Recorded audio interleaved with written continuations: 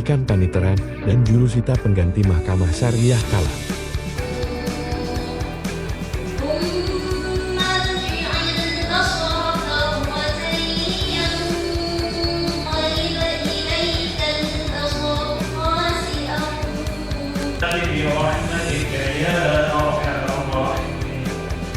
اللهم إنا نسألك سلامة في الدين وعافية في الجسد.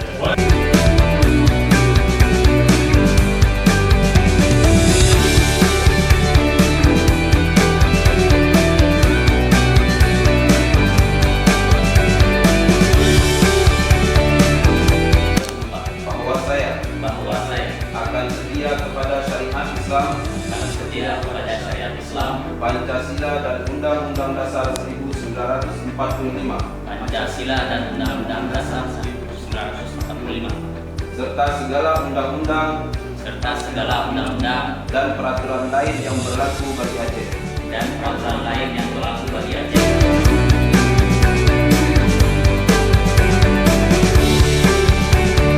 Kita panjatkan kepada Allah Subhanahu wa Ta'ala, yang mana saya sudah kembali untuk ditugaskan menjadi pegawai di Mahkamah Syariah Kalam ini. Terima kasih kepada teman-teman yang menyiapkan acara hari ini dengan baik, pada tim-tim dapur, tim chef. Apa yang ditinggalkan oleh Bapak Rasadi kemarin itu selaku panitera di Mahkamah Syariah Kalam itu akan dilanjutkan estafetnya oleh Bapak Rizky Muhammad.